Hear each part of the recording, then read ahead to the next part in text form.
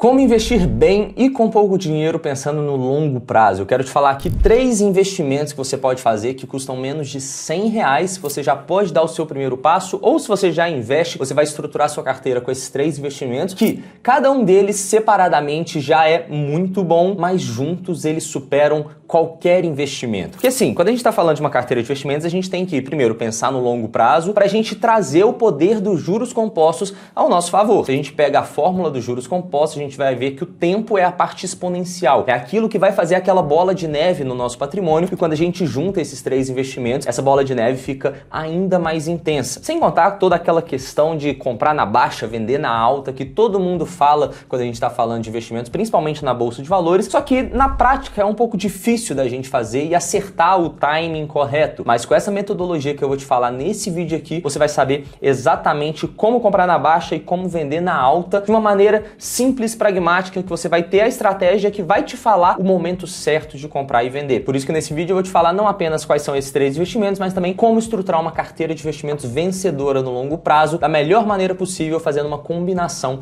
entre esses 3. Isso tudo eu falo lá no meu curso também, no MPI, que eu vou deixar o link aqui na descrição, que eu aprofundo bastante lá, mas vamos dar uma pincelada aqui em todos esses investimentos. E se você não me conhece, muito prazer, meu nome é Henrique Stuart, eu sou certificado como gestor de recursos e especialista em investimentos pela Ambima. E para começar, o primeiro investimento então são as ações. O que é uma ação? Uma ação é um pedaço de uma empresa, só que uma ação pode ser negociada ou não na bolsa de valores. Então todas as empresas que você conhece, elas são divididas em vários pedacinhos. E se ela tiver uma personalidade jurídica ali, que é uma sociedade anônima, ela é uma empresa dividida por ações. Então cada pedacinho se chama uma ação, e no momento que você tem a posse de uma ação de uma empresa, você é dono, você é sócio daquela empresa e pode se beneficiar tanto da valorização da empresa no longo prazo, quanto também da distribuição dos lucros que aquele negócio pode fazer. Então a empresa tem lá as suas atividades, ela vai gerando receita, tem os custos e despesas para pagar, e no final, se sobrar lucro, ela distribui esse lucro para os sócios, e você, como um sócio, como um dono daquela ação, vai receber os seus dividendos, que é a sua parcela referente àquele lucro. E aí essas ações, elas podem ou não ser negociadas na bolsa de valores, igual eu comentei. E a bolsa de valores é apenas um ambiente de negociação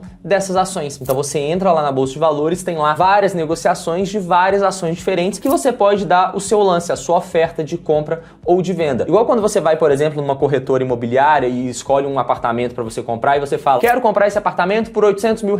Aí o dono vai ver se por 800 mil ele te vende ou não. Da mesma forma funciona na bolsa de valores. Eu tenho uma ação de uma empresa X e você quer comprar essa ação. Você fala, olha, eu quero te pagar R$20 nessa ação, você me vende? Eu não, só te vendo por 22. Você quer? Então tem essa negociação, só que tudo de maneira virtual. Você manda a sua oferta de compra, se tiver alguém querendo vender pelo preço que você comprou, você recebe aquela ação e você paga aquela pessoa. Isso tudo feito de forma automática ali no sistema. Igual eu comentei, existem ações a partir de R$0. Tem ação de R$1, ação de R$5, 10, 20, 50. Cada ação tem um preço. Não necessariamente o preço da ação significa que ela tá cara ou barata, ou seja, uma ação de R$20 não é mais barata que uma ação de 30. Você tem que olhar o preço comparado a algum outro indicador, como por exemplo, o lucro daquela empresa, né? Quanto que aquela empresa vale e quanto que ela gera de lucro? Qual que vai ser o retorno que você vai ter ao fazer aquele investimento? Então tem uma metodologia para você avaliar se uma ação tá cara ou barata, que eu te ensino também lá nos meus treinamentos, mas o segundo investimento que a gente tem são os fundos imobiliários. Lembra que eu comentei que você pode ir numa corretora para comprar um imóvel e você escolhe lá o imóvel, faz a sua oferta? Você também pode investir em imóveis através da bolsa de valores. Só que não vai ser um apartamento, uma lojinha comercial ali no centro da sua cidade. Não, você vai ter acesso, você vai estar exposto aos melhores imóveis do Brasil. Como assim? Você vai poder comprar um fundo imobiliário que é dono de galpão logístico, você vai poder comprar lajes corporativas no centro de São Paulo, os prédios mais caros de São Paulo, que muitas vezes uma pessoa física comum não teria acesso. Por quê? Um shopping, por exemplo, pode custar R$200 milhões.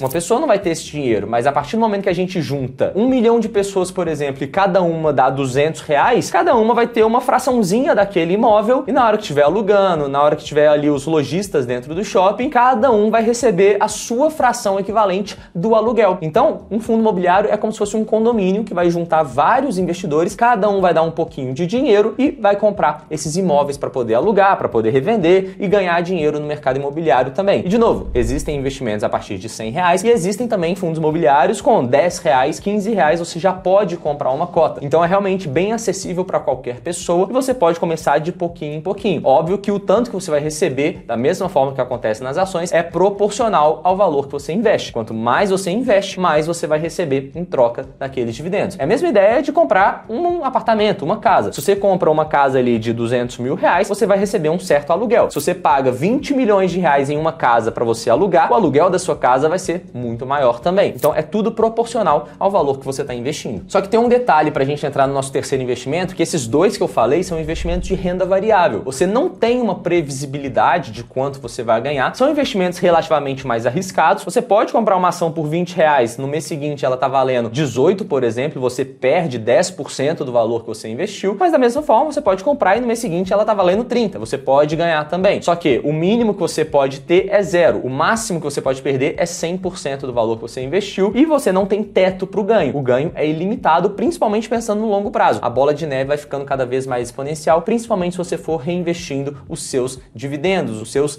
rendimentos. E por outro lado, a gente tem os títulos de renda fixa, que não vai ter uma rentabilidade que varia ao longo do tempo. As condições do contrato vão ser fixas no momento que você fez o seu investimento. Então você sabe mais ou menos quando que você vai resgatar lá na data do vencimento e existem vários títulos. Basicamente, você está emprestando o seu dinheiro para uma empresa, para alguma instituição financeira. Os mais famosos são os CDBs, LCIs e LCAs. São certificados de depósito bancário, letras de crédito imobiliário e letras de crédito do agronegócio. Ou seja, você está emprestando o seu dinheiro para o banco e ele vai pegar esse dinheiro, vai te pagar juros por usar o seu dinheiro ao longo do tempo e ele vai pegar o dinheiro e vai reemprestar em outra ponta, cobrando um juros daquela pessoa e o banco lucra com essa diferença. Então ele empresta, cobra um juros, ele te paga juros um pouco menor e lucra com aquela diferença. E aí, muitas vezes, esses títulos de renda fixa são protegidos pelo Fundo Garantidor de Crédito, que é como se fosse um seguro, caso o banco quebre e não tenha dinheiro para te devolver aqueles seus recursos. Então, tem essa segurança adicional, tem uma rentabilidade minimamente ali pré-determinada, que você consegue ter uma certa previsibilidade, diferentemente da renda variável. Então, não existe um melhor investimento. Os três são bons investimentos, só que, igual eu mencionei, se você faz uma alocação, uma macroalocação da sua carteira, compondo com esses três investimentos, com essas três classes de ativos, o resultado no longo prazo é poderoso, principalmente se você compra na baixa e vende na alta. E como que você vai fazer isso, né? Basicamente, dividindo a sua carteira em alocação estratégica e alocação tática. O que eu quero dizer com isso? Você tem lá a alocação estratégica, que é o ideal que você vai colocar na sua carteira de cada classe de ativo. De acordo com o meu objetivo, com o meu perfil de investidor, com o que eu quero para mim, eu vou colocar, por exemplo, 30% em ações, 20% em fundos imobiliários e 50% em renda fixa. Num cenário hipotético, não necessariamente é o que você deve fazer. Mas imagina que você fez esse cenário. E aí, ao longo do tempo, as ações podem valorizar mais ou menos que os fundos imobiliários, que a renda fixa. E aí, ao longo do tempo, você vai desbalanceando a sua carteira automaticamente. Porque a rentabilidade diferente de cada uma vai alterando ali os percentuais que cada classe de ativo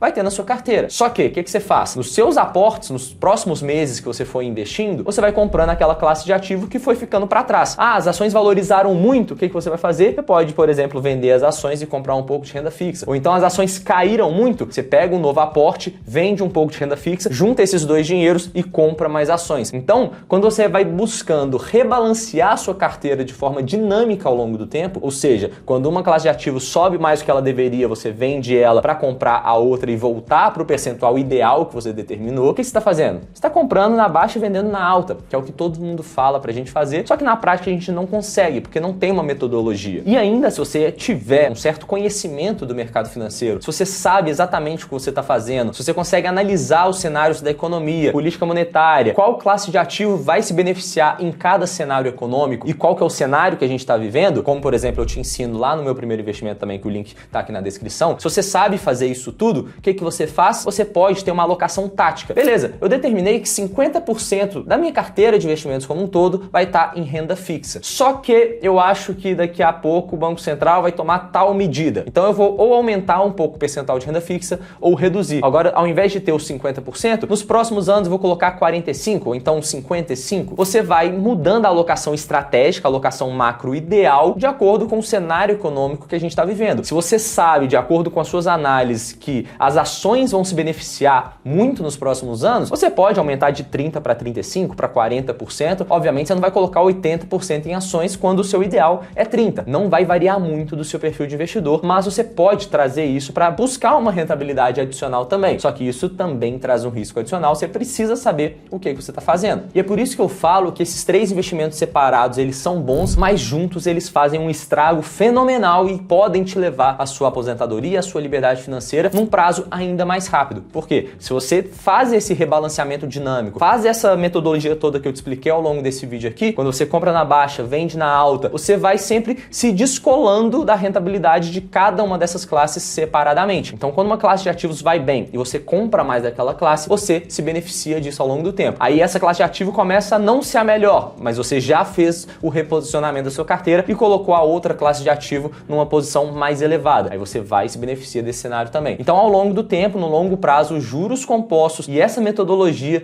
vão te enriquecendo muito mais rápido. Espero que esse vídeo tenha te ajudado. Qualquer dúvida sobre os investimentos também, deixa aqui nos comentários que eu gravo um outro vídeo explicando alguma coisa que você precise. Tamo junto, não deixe de conferir o MP aí na descrição e até a próxima.